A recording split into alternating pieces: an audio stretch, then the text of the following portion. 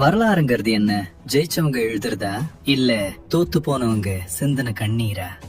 இலங்கை தீவு உலக வரைபடத்துல ஒரு சின்ன சொட்டு மாதிரி இருக்கும். இந்தியாவின் கண்ணீர் துளின்னு சொல்லுவாங்க. ஆனா அந்த தீவுல வாழ்ந்த ஒரு இனம் சிந்தன கண்ணீரும் ரத்தமும் அந்த தீவையே சிவக்க வச்ச கதை பல பேருக்கு தெரியாது. ஒரு இனம் பல்லாயிரம் வருஷமா ஆண்ட இனம், கலை, கலாச்சாரம், வீரம்னு தலை நிமிர்ந்து நின்ன ஒரு கூட்டம். இன்னைக்கு உலகத்தோட வரைபடத்துல ஒரு சின்ன புள்ளியில அவங்க சிந்தன ரத்தம் இன்னும் காயாம இருக்கு. நீங்க நம்புவீங்களா? ஒரு நூலகத்தை எரிச்சாங்க ஒரு இனத்தோட அறிவை அழிக்க. பள்ளிக்கூடத்துல படிச்சுட்டு இருந்த பிஞ்சு புள்ளைங்க மேல குண்டு போட்டாங்க வருங்காலத்தை அழிக்க. மருத்துவமனை மேல பீரங்கி தாக்குதல் நடத்தினாங்க நம்பிக்கைய அழிக்க. சரண் அடைஞ்சவங்களை கொன்னாங்க தர்மத்தை அழிக்க. இது வெறும் போர் இல்லைங்க, இது ஒரு இனத்தையே வேரோட அழிக்க நடந்த சதி. உலகம் வேடிக்கை பார்க்க ஒரு இனம் தனியா நின்னு அழுத கதை. இன்னைக்கு நம்ம பேச போறது உலகம் வசதியா மறந்து போன ஆனா மறக்கவே கூடாத ஈழத் தமிழர்களோட ரத்த சரித்திரம்.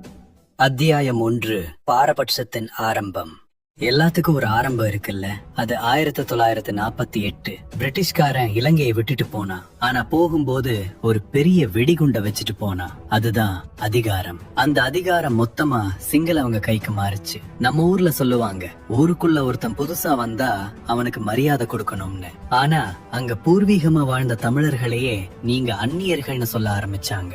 முதல் அடி மலையக தமிழர்கள் மேல விழுந்தது. தேயிலை தோட்டத்துல ரத்தம் சிந்த உழைச்ச அந்த மக்களை ஒரே கையெழுத்துல நாடற்றவங்க ஆக்கினாங்க. அவங்க ஓட்டுரிமைய பறிச்சாங்க. ஒரு மனுஷனுக்கு ஓட்டுரிமை போச்சுன்னா அவனுக்கு அந்த நாட்டுல என்ன மரியாதை இருக்கு? அடுத்தது 1956 சிங்களம் மட்டும் சட்டம். யோசிச்சு பாருங்க, நீங்க கவர்மெண்ட் ஆபீஸ் போறீங்க, ஆஸ்பத்திரி போறீங்க, கோர்ட்டுக்கு போறீங்க. ஆனா அங்க யாரும் உங்க மொழியில பேச மாட்டாங்க. உங்க மனுவை உங்க மொழியில வாங்க மாட்டாங்க. சிங்களம் படிச்சாதான் வேலை, சிங்களம் பேசினாதான் வாழ்க்கைன்னு சட்டம் போட்டா எப்படி இருக்கும்? நம்ம தலைவர்கள் அப்போ ஆயுதம் எடுக்கல. தந்தை செல்வா காந்தி வழியில அகிம்சை போராட்டம் தான் பண்ணாரு. கொழும்பு காலி முகத்திடல்ல உட்கார்ந்து சத்தியாகிரகம் பண்ணாங்க. ஆனா பதிலுக்கு என்ன கிடைச்சது?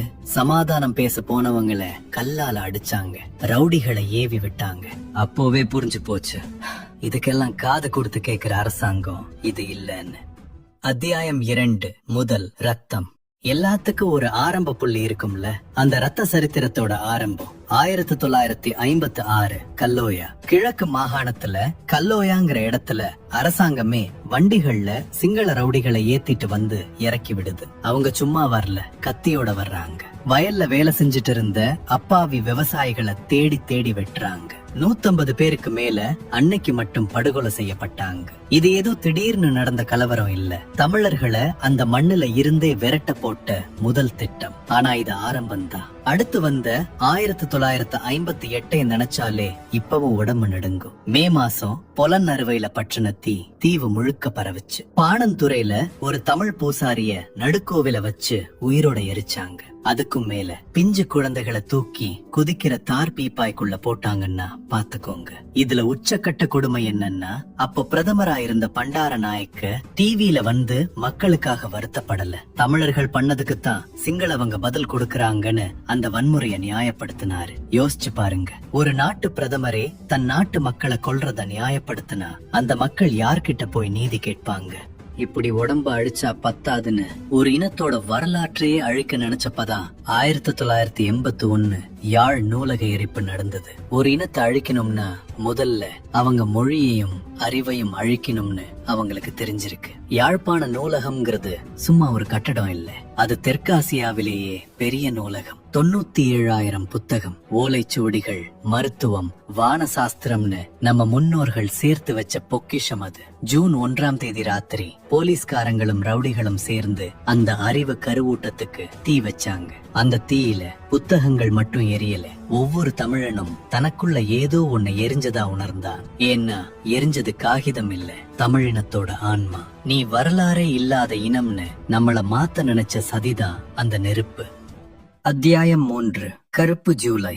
1983 ஜூலை மாசம் இலங்கை தமிழர் வரலாற்றையே 2ஆ பிரிச்ச வருஷம் இது. கருப்பு ஜூலைன்னு சொல்லுவாங்க. கொழும்பு வீதிகள்ல தமிழர்களை தேடி தேடி வேட்டையாடினாங்க. வன்முறையாளர்கள் கையில என்ன வச்சிருந்தாங்க தெரியுமா? வாக்காளர் பட்டியல். யார் தமிழன், யார் வீடு தமிழ்னோடுதுன்னு துல்லியமா மார்க் பண்ணி எரிச்சாங்க. பேருந்துல போயிட்டு இருந்தவங்கள இழுத்து போட்டு நடு ரோட்ல வெட்டினாங்க. காருக்குள்ள குடும்பமா இருந்தவங்கள உள்ளேயே வச்சு பெட்ரோல் ஊத்தி கொளுத்தினாங்க. இதுல உச்சக்கட்ட கொடுமை என்ன தெரியுமா? வெலிக்கடை சிறைச்சாலை படுகொலை. குட்டிமணி, தங்கத்துரை, ஜெகன்னு நம்ம தலைவர்கள் அங்க சிறையில இருந்தாங்க. பாதுகாப்பா இருக்க வேண்டிய சிறைச்சாலைக்குள்ளேயே சிங்கள கைதிகளை ஏவி விட்டாங்க. குட்டிமணி அண்ணன் நீதிமன்றத்துல என்ன சொன்னார் தெரியுமா? எனக்கு தூக்கு தண்டனை கொடுங்க, ஆனா என் கண்களை தானமா கொடுங்க. ஏன்னா மலரப்போற தமிழீழத்தை என் கண்கள் பார்க்கணும்னு சொன்னாரு. அந்த வார்த்தை சிங்கள இனவாதிகளுக்கு எவ்வளவு கோபத்தை உண்டாக்கி இருக்கு பாருங்க. ஜெயில அவரை கொன்னது மட்டும் இல்லாம அந்த வெறியர்கள் அவர் கண்களை தோண்டி எடுத்து கால்ல போட்டு நசுக்கினாங்க. இப்ப பாரு ஓ ஈழத்தேன்னு கத்தினாங்க. யோசிச்சு பாருங்க, ஒரு மனுஷனுக்கு எவ்வளவு வன்மம் இருந்தா அப்படி செய்வான். அன்னைக்குதான் அகிம்சை செத்து போச்சு. இனிமே பேசி பிரயோஜனம் இல்ல, அடிச்சாதான் திருந்துவான்னு தமிழர்கள் ஆயுதம் ஏந்தினாங்க. இந்த 1983 கலவரத்துல மட்டும் 3000 தமிழர்கள் கொல்லப்பட்டாங்க. லட்சக்கணக்கானவங்க அகதிகளா கப்பல்ல ஏறி வெளிநாட்டுக்கு ஓடினாங்க. இன்னைக்கு உலகம் முழுக்க தமிழர்கள் இருக்காங்கன்னா அதுக்கு காரணம் இந்த கருப்பு ஜூலை தான். அத்தியாயம் 4. 80கள் மற்றும் 90களின் மரண ஓலம். 80கள் முழுக்கவே அங்க ஓடுனது தண்ணி இல்ல, ரத்தம் தான். அரசாங்கம் ராணுவத்தை ஏவி விட்டது போர் செய்ய இல்ல, வேட்டையாட. 1985 நெடுந்தீவுல இருந்து ஆபீஸுக்கும் பள்ளிக்கூடத்துக்கும் போன சாதாரண மக்களை ஏத்திட்டு போன குமுதினி படக நடுக்கடல்ல வழிமறிச்சாங்க. சின்ன குழந்தைகள், பெண்கள்னு பாராம சாட்சியே இருக்க கூடாதுன்னு எல்லாரையும் வெட்டி கொன்னு கடலுக்குள்ள வீசினாங்க. 23 உயிர்கள் அந்த நடுக்கடல்ல அநியாயமா போச்சு. கடல் தான் இப்படின்னா கரை அதை விட மோசம். 1987 மட்டக்களப்புல இறால் பண்ணையில வேலை செஞ்ச 83 தமிழர்களை வரிசையா நிக்க வச்சு சுட்டு கொன்னு உடலை டயர் போட்டு எரிச்சு சாம்பலாக்கினாங்க. ஏன் தெரியுமா? ஆதாரம் இருக்க கூடாதுல. அதே கிழக்கு மாகாணம் சத்ருகொண்டான்ல 184 பேரு, அதுல பாதிக்கு மேல பெண்களும் குழந்தைகளும், எல்லாரையும் முகாம்குள்ள கொண்டு போய் வெட்டி கொன்னு புதைச்சாங்க. கந்தையாங்கிற ஒருத்தர் மட்டும் தப்பிச்சு வரலன்னா அந்த படுகொலை வெளியவே தெரிஞ்சிருக்காது.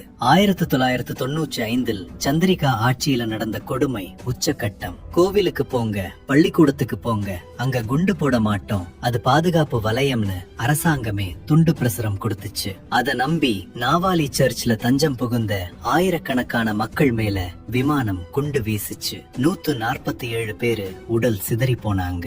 அந்த தாக்குதல்ல சர்ச்ல இருந்த கடவுள் சிலையே ரத்தத்துல நனைஞ்சு நின்னது பாக்குறவன் நெஞ்ச வெடிக்க வைக்கும். சரி, கோவில் தான் பாதுகாப்பு இல்ல, பள்ளிக்கூடமாச்சும் பாதுகாப்பா இருக்குமான்னு பார்த்தா அதே வருஷம் நாகர்கோவில் ஸ்கூல்ல மதிய சாப்பாட்டு நேரத்துல கிரவுண்ட்ல விளையாடிட்டு இருந்த பிள்ளைங்க மேல புக்காரா விமானங்கள் குண்டு மழை பொழிஞ்சது. 71 பிஞ்சு குழந்தைகள் புத்தக பைய தூக்க வேண்டிய வயசுல அவங்க உடல்கள் யூனிஃபார்மோட சிதறி கறந்தத பாக்குறப்போ அவங்க என்ன பாவம் பண்ணாங்கன்னு தோணுது. தமிழ்ல படிச்சது தப்பா இல்ல தமிழனா பிறந்தது தப்பா? அத்தியாயம் 5. பொய்யான சமாதானமும் நிழல் யுத்தமும். 2002 ஒரு சமாதான ஒப்பந்தம் வந்தப்போ இனாவது நிம்மதி கிடைக்குமான்னு மக்கள் நம்பினாங்க. ஆனா அந்த நம்பிக்கையை சிதைச்சு ஒரு நிழல் யுத்தத்தை நடத்துச்சு அரசாங்கம். அதோட கோர முகம்தான் 2006 செஞ்சோலை படுகொலை. முல்லைத்தீவுல முதலுதவி பயிற்சிக்காக கூடியிருந்த 400 பள்ளி மாணவிகள் கையில நோட்டு புத்தகத்தை தவிர வேற ஆயுதமே இல்ல. ஆனா காலை 7 மணிக்கு வந்த விமானங்கள் வீசின 16 குண்டுகள்ல 61 மாணவிகள் அந்த இடத்திலேயே துடிதுடிச்சு செத்தாங்க. அது புலிகளின் பயிற்சி முகாம்னு அரசாங்கம் அண்ட புழுக சொல்லுச்சு. ஆனா